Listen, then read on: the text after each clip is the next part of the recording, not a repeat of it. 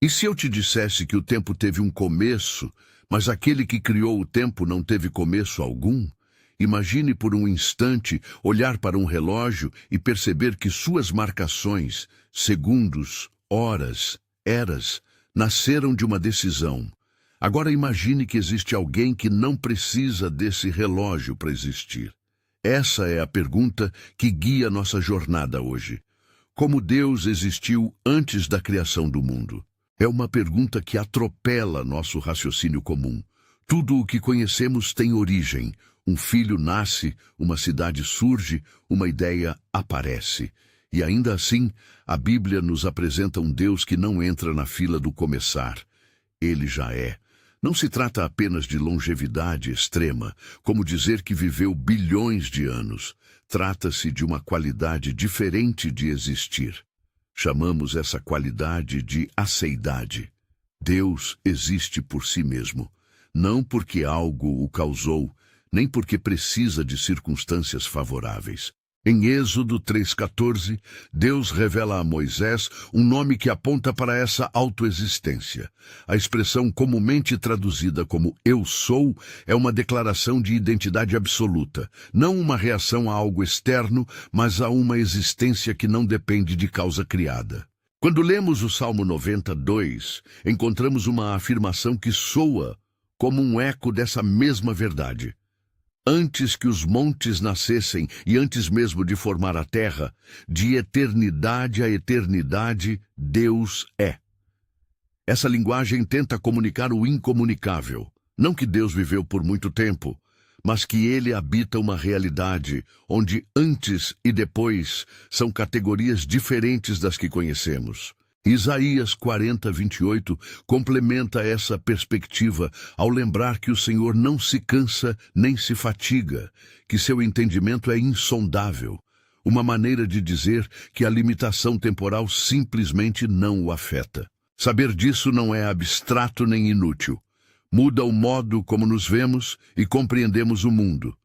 Se Deus é a aceidade, ou seja, se Ele é a causa de sua própria existência, no sentido de não depender de nada criado.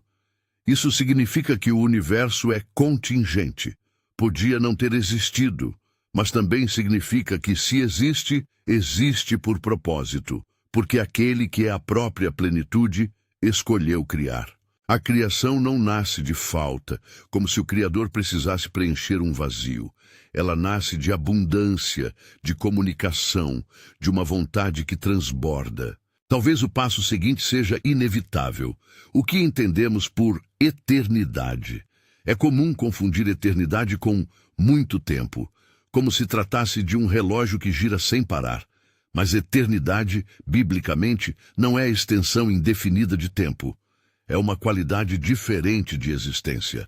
Pensar em eternidade como tempo infinito ainda nos prende a categorias temporais. A Escritura, porém, pinta a eternidade como uma presença plena onde passado, presente e futuro se mostram ao mesmo tempo ao olhar divino. Isaías 46:10, por exemplo, fala de Deus declarando o fim desde o princípio e revelando coisas antes que aconteçam.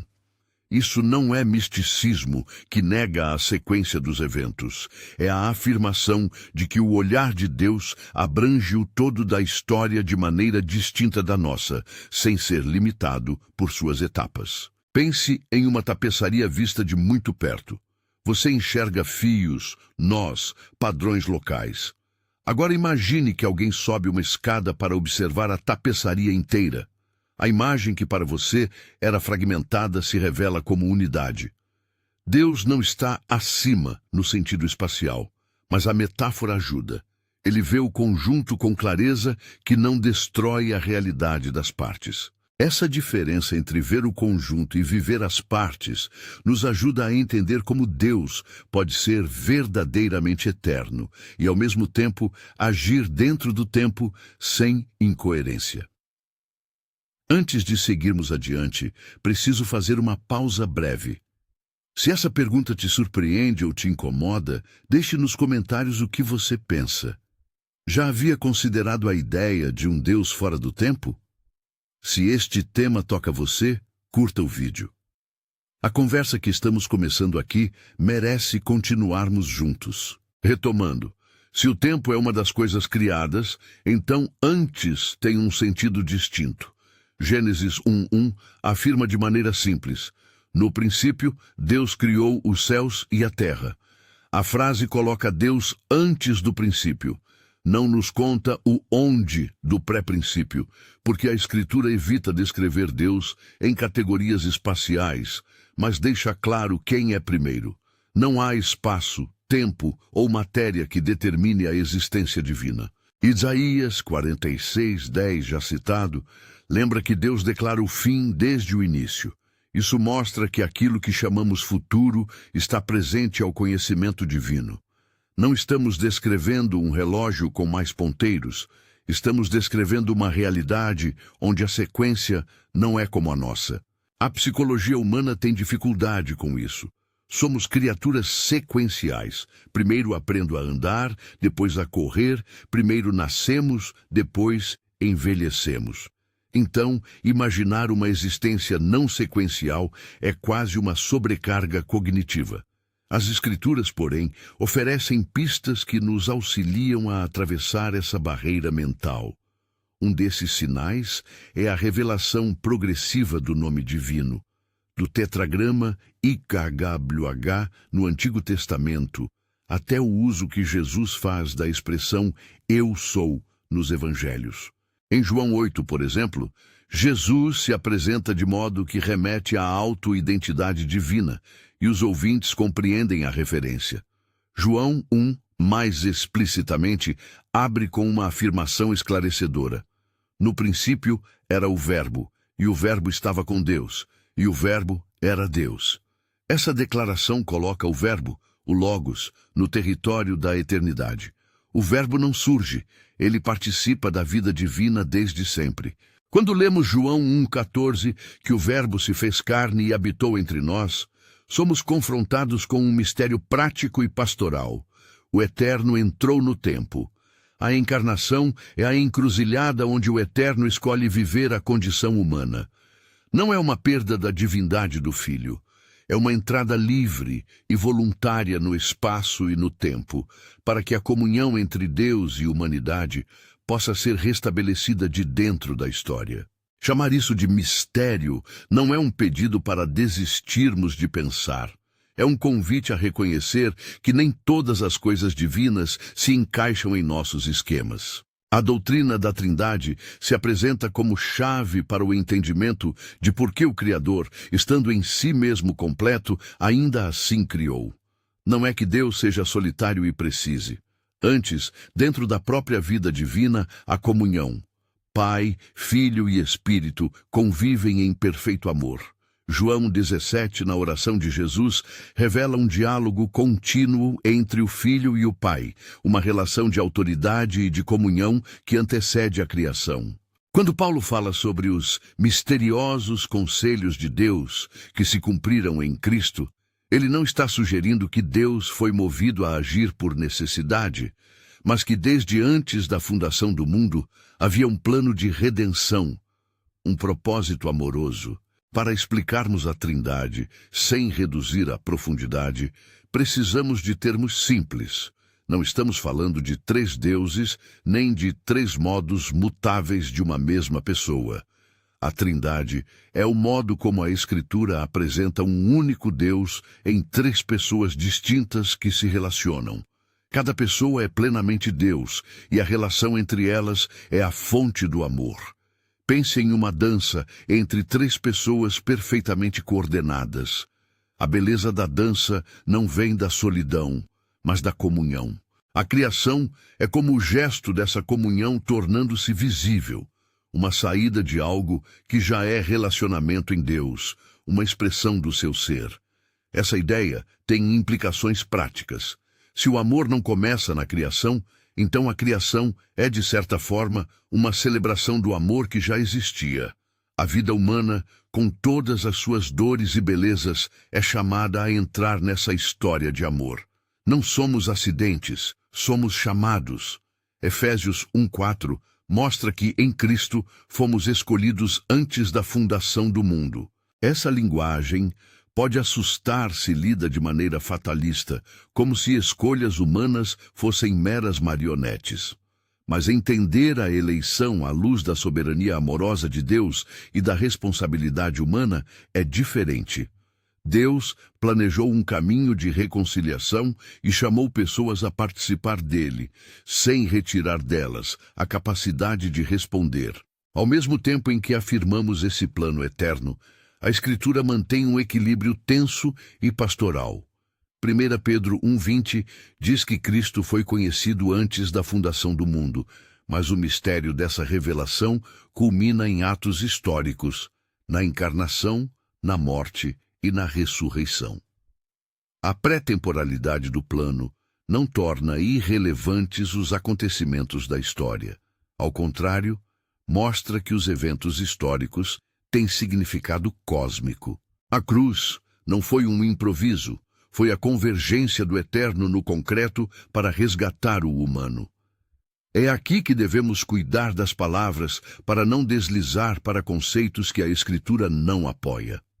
Predestinação, assim como eleição, é realidade bíblica, mas a Bíblia também convoca a vida de fé, arrependimento e obediência. Não é compatível com a fé cristã reduzir salvação a um mecanismo cego e inevitável. A Escritura, em sua sabedoria, mantém a tensão entre a iniciativa soberana de Deus e o chamado humano, um convite que demanda resposta. A ideia de que Deus é autoexistente e eterno traz também consolo prático. Em momentos de sofrimento, quando a sensação é de que nada faz sentido, lembrar que a história não é um acaso ajuda a colocar dor e esperança na mesma tapeçaria.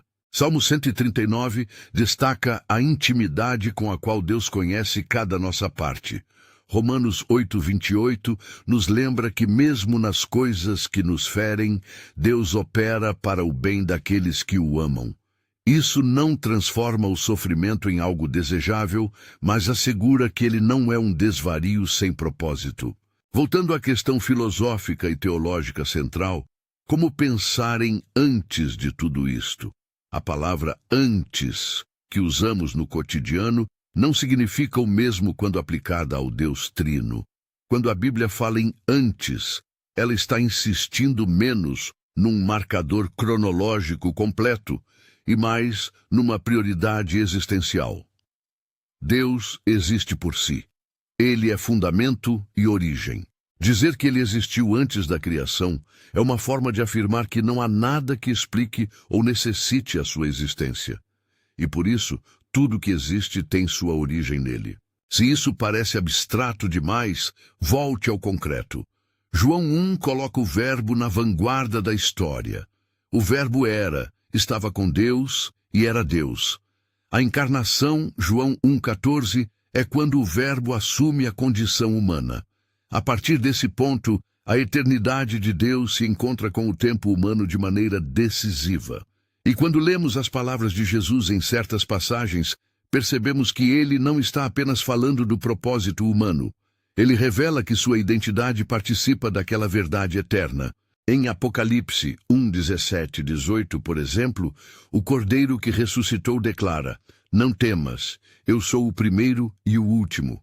Uma linguagem que ecoa em 22:13, onde se lê: "Eu sou o Alfa e o Ômega, o primeiro e o último, o princípio e o fim."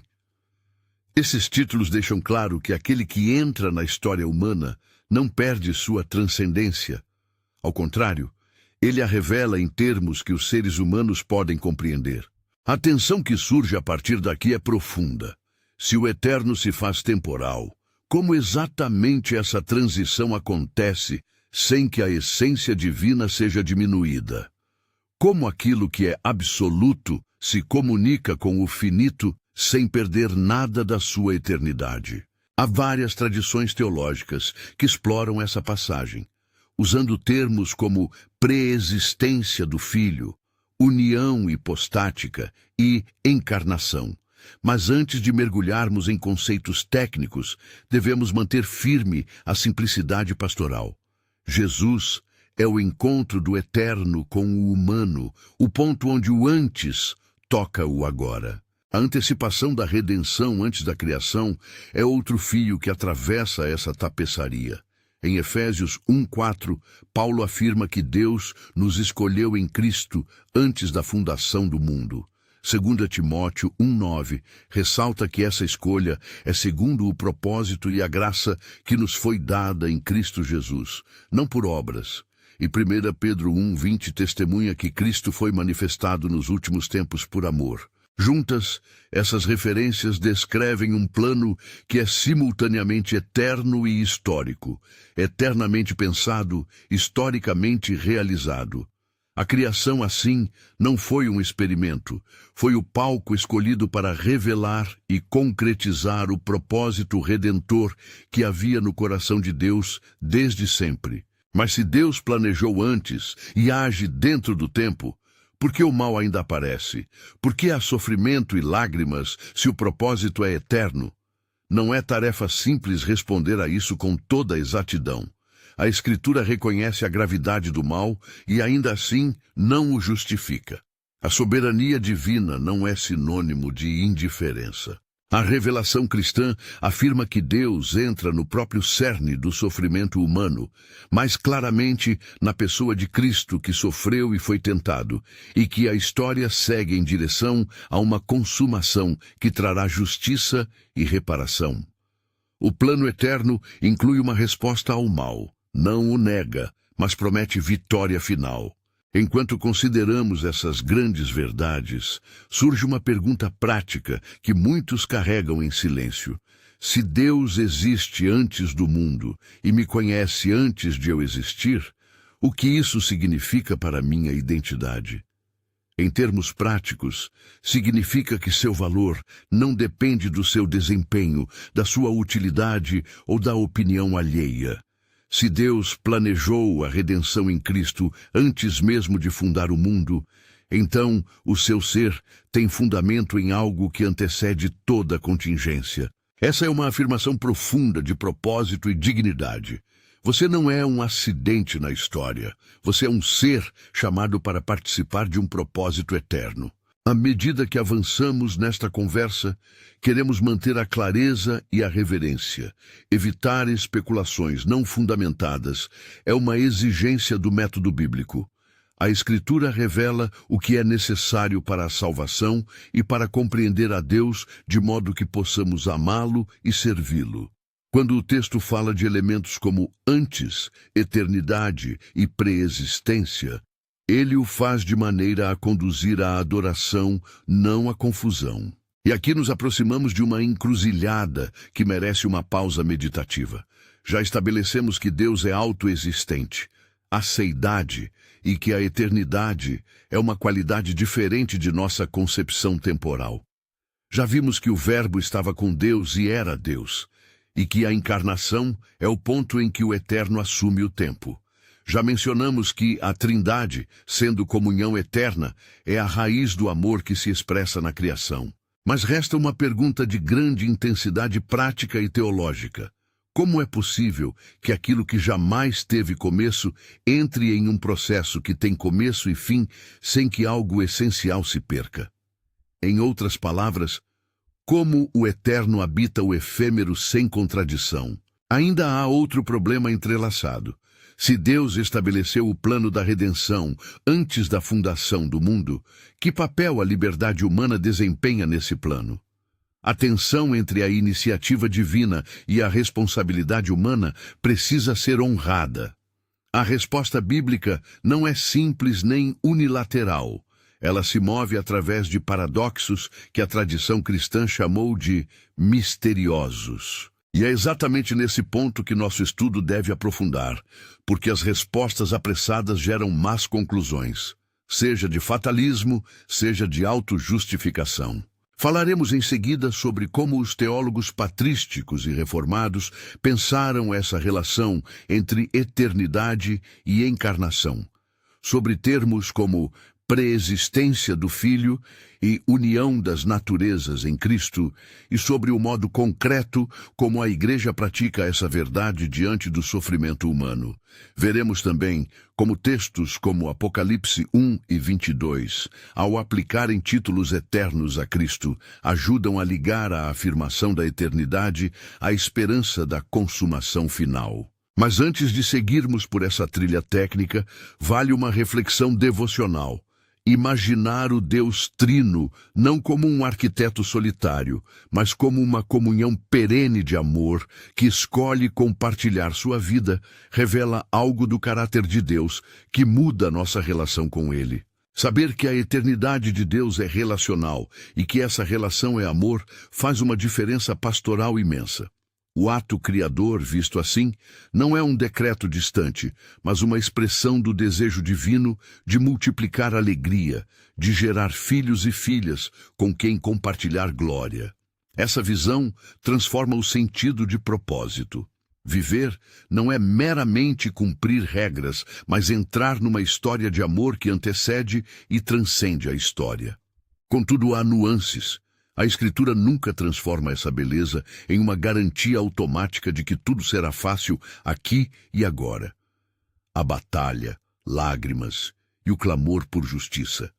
Ainda assim, a promessa de que Deus é eterno oferece um horizonte no qual essas dores são vistas, não apagadas, mas colocadas em direção a um desfecho que faz sentido. E é justamente nesse ponto, entre o consolo da eternidade e a urgência do tempo, que precisamos aprofundar a compreensão de Cristo como ponte entre ambos. Como o Verbo, que é a eternidade, assume a condição humana sem renunciar à sua divindade.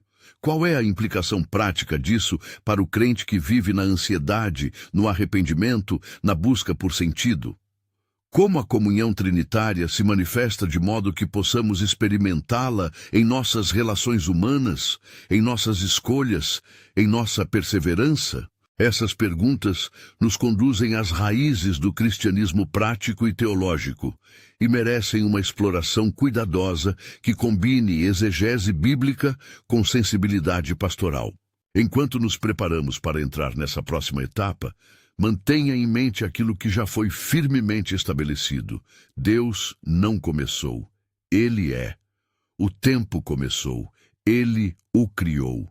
A comunhão trinitária é antecedente à criação e revela que o motivo da criação é mais profundo do que necessidade, é amor. Saber isso muda tudo. O sentido da vida, a forma de encarar o sofrimento, a nossa identidade. Mas como essas verdades se articulam no corpo de Cristo e na história humana, será o tema que nos espera a seguir, quando examinarmos com mais detalhe a pessoa do Verbo, a natureza da encarnação e a maneira pela qual o plano eterno de redenção se realiza no tempo. A chave para avançarmos não está em reduzir o mistério a fórmulas, mas em ver como a tradição cristã, com cuidado bíblico, modelou respostas que nos ajudam a pensar sem trair as Escrituras. Os pais da Igreja, os grandes teólogos da tradição reformada e também as discussões contemporâneas convergiram em pontos que nos permitem afirmar com segurança. O Filho é preexistente. Deus é eternamente triuno. A encarnação não anula a divindade de Cristo, e o plano de redenção tem raiz na eternidade. Vamos desdobrar isso com clareza e ternura. Desde os primeiros séculos, a Igreja enfrentou precisamente o desafio que nós agora encaramos. Como falar do Verbo que era, sem sugerir que houve um tempo em que ele não existia? A resposta patrística, que continua sendo sólida para a ortodoxia, insistiu na plena divindade do Filho. Atanásio e outros reformularam o ensino contra qualquer ideia de criaturação do Verbo. O Logos não foi criado. Ele participa da mesma vida divina do Pai. Isso é o que João quer comunicar com as primeiras palavras do seu Evangelho. O Verbo estava com Deus e era Deus.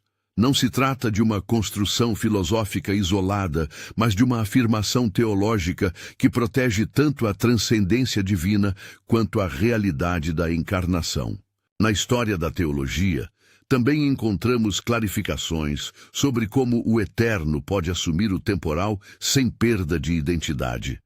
O termo técnico que a tradição usa para descrever a união íntima de divindade e humanidade em Cristo é união hipostática. Uma única pessoa, o Filho, subsiste em duas naturezas completas e distintas, divina e humana. Em linguagem pastoral, isso quer dizer que Jesus é plenamente Deus e plenamente homem. Ele não é metade e metade, nem um híbrido indefinido, mas a verdadeira união de tudo aquilo que Deus quis usar para a nossa salvação. A divindade não deixou de ser divina quando o Filho entrou na história. Ao contrário, a divindade se fez presente onde antes havia apenas finitude. Algumas questões surgem então. Se a divindade é imutável e eterna, como pode ela ser compatível com a mudança e a história humana do Filho? É aqui que o texto de Filipenses 2:6-8 ilumina sem confundir. O Filho, subsistindo em forma de Deus, não teve sua divindade abolida. Ele esvaziou-se ao assumir a condição de servo. Essa palavra esvaziou merece cuidado hermenêutico. Não indica que Deus perdeu atributos essenciais, mas que o Filho voluntariamente assumiu limites da condição humana para realizar o propósito redentor. Imagine um rei que, por amor, entra disfarçado numa cidade para viver como um habitante e resgatar pessoas de dentro da rotina diária. O rei continua rei, mas abriu mão de privilégios para um fim específico. Assim, o Filho continua sendo Deus, mas assume plenamente o humano com suas fraquezas, sua dor e sua experiência finita. Isso tem implicações decisivas para o nosso sofrimento e para a nossa oração. Quando clamamos, não nos dirigimos a um ente distante que, teoricamente, conhece a dor. Nos dirigimos a alguém que entrou na dor humana. A Escritura afirma que Cristo foi tentado em todos os pontos, porém sem pecado. Ver Hebreus 4:15. Essa verdade não minimiza a transcendência divina, ela a aplica à nossa fragilidade. O Deus que existia antes da criação escolheu entrar na história exatamente para participar de nossa condição e transformá-la. Por isso, a esperança cristã é ancorada numa realidade dupla: a transcendência do Deus eterno e a proximidade do Deus que nos alcançou em Cristo. Outro ponto que precisamos abordar com sensibilidade é a relação entre a eternidade dos decretos divinos e a liberdade humana. Paulo fala, em cartas como a de Efésios, sobre a escolha em Cristo antes da fundação do mundo. Efésios 1:4. Isso suscita perguntas legítimas. Se Deus escolheu antes, onde fica a minha escolha? A resposta bíblica e pastoral não é simplista. A revelação une a iniciativa soberana de Deus e o chamado real ao arrependimento e à fé. A teologia cristã trabalha com tensões, não com contradições, e afirma que a soberania divina e a responsabilidade humana coexistem de modo que não podemos eliminar uma em favor da outra sem distorcer as Escrituras. Praticamente, isso significa que se você sente o chamado agora, sua resposta tem peso. Ela não é um teatro, é a entrada livre numa relação que, desde o eterno, foi desejada por Deus. Há duas maneiras de entender essa compatibilidade que ajudam a manter a esperança pastorale. Primeiro, Deus antecipa e decreta, mas ele o faz com objetivo relacional. O decreto é sempre leveado pela graça, não por um calculismo frio. Segundo, a experiência humana da decisão é real. Você é convidado a responder, a arrepender-se, a confiar. A promessa da eleição é consoladora, porque mostra que nossas vidas não são fruto de acaso, e ao mesmo tempo nos convoca a uma vivência ética e espiritual responsável. Voltando à questão da eternidade em termos ontológicos, isto é, como Deus existe, precisamos lembrar o contraste essencial apontado antes. Eternidade não é apenas tempo sem fim. Quando a Bíblia diz que Deus é o primeiro e o último, ou que é de eternidade a eternidade, Salmo 90, 2, Apocalipse 1, 17, 18, 22, 13. O que se quer destacar é a prioridade absoluta de Deus diante de todas as coisas. Ele não é apenas anterior, ele é fundamento. Do mesmo modo que a raiz mantém a árvore viva sem ser a árvore inteira, Deus sustenta a existência sem ser uma parte do que ele sustenta. Esse fundamento cria, sustenta e orienta. Por isso, a história humana tem significado e não é um mero acaso cósmico. A Trindade, por sua vez, é o horizonte no qual tudo isso ganha sentido moral e existencial. Se dentro da própria divindade existe relação, distinção de pessoas e um diálogo eterno de amor, então a criação como expressão dessa vida relacional faz sentido. O mundo não existe porque Deus carecia de companhia, mas porque Deus, sendo comunhão, transborda vida e convida a criatura para participar dessa comunhão. João diz que o Verbo estava com Deus e que a vida era a luz dos homens. Antes de haver homens, havia relação. Depois, os seres humanos foram convidados a refletir essa relação no chamado ao amor e à comunhão. Por isso, a prática cristã da comunidade não é uma invenção social, mas a expressão do ser do Criador, em quem habitam amor e comunhão. A teologia trinitária também preserva a unicidade de Deus frente à pluralidade de pessoas. Não acreditamos em três deuses, mas em um Deus que se revela como Pai, Filho e Espírito. Essa doutrina evita duas coisas perigosas: a confusão que dissolve as distinções pessoais na divindade e o politismo que divide a divindade em entidades rivais. O mistério é profundo, mas não foi dado para tornar a fé inacessível. Foi revelado para que aprendamos que o centro da realidade é relacional e, portanto, que o chamado humano também é para a comunhão. Essa verdade transforma como vivemos nossas relações. Amar o próximo é, de algum modo, entrar no padrão relacional que já existe na própria vida divina. Chegamos, então, a uma dimensão prática que muitas vezes é negligenciada: a ética do propósito. Se Deus criou por abundância e amor, nossa vida ganha um mapa de significado. Não estamos reduzidos a reagir ao mundo.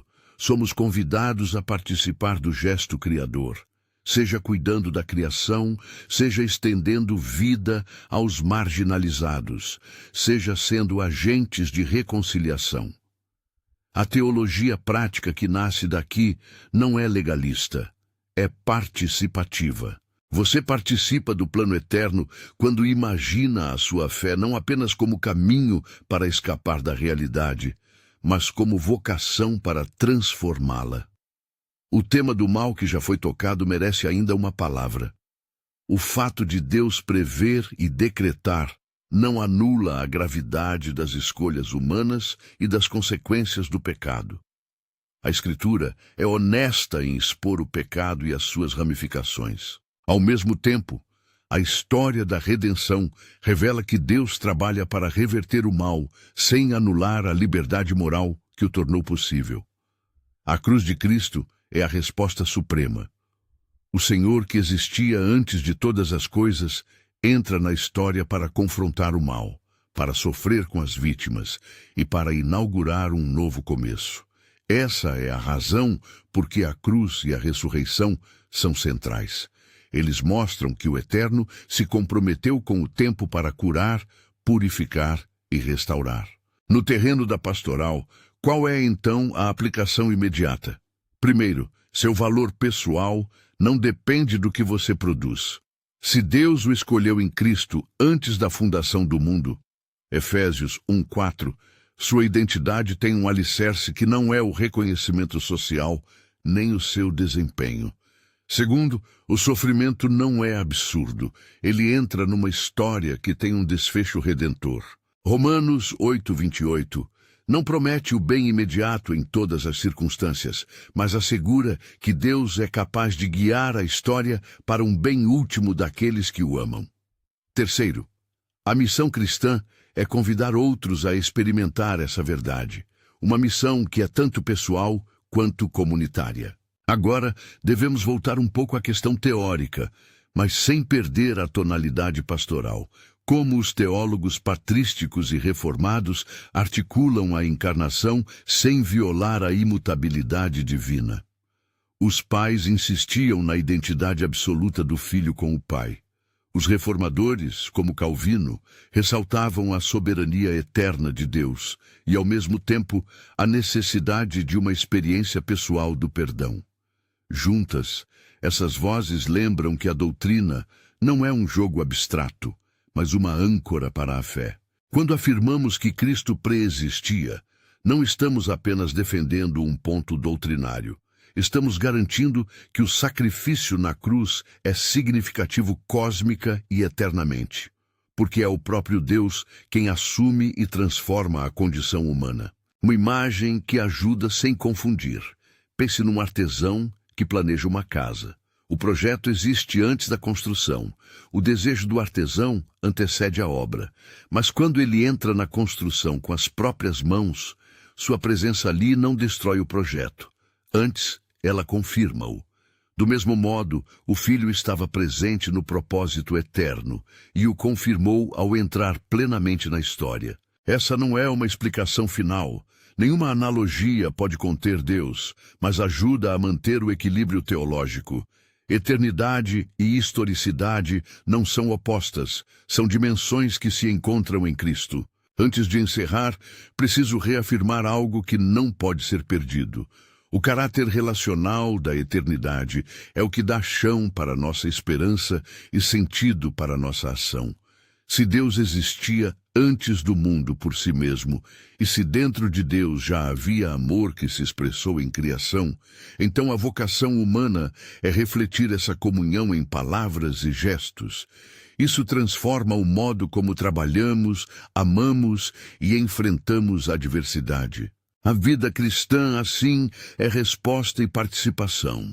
Resposta ao convite eterno e participação nos atos de cura e de reconciliação que manifestam o coração de Deus. E, finalmente, voltando de modo direto à pergunta que guiou todo este diálogo, como Deus existiu antes da criação do mundo?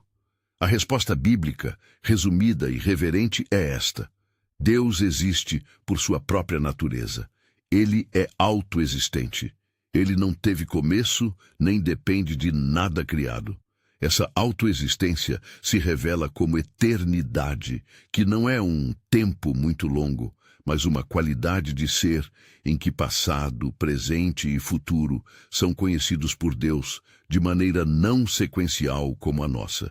Dentro dessa eternidade, subsiste uma comunhão de pessoas, Pai, Filho e Espírito, cuja vida relacional desborda em criação.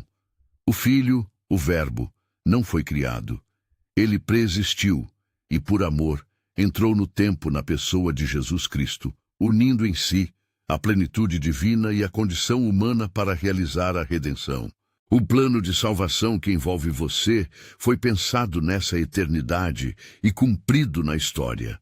Agora você vive entre o antes eterno e a consumação futura, chamado a responder em fé, arrependimento e serviço.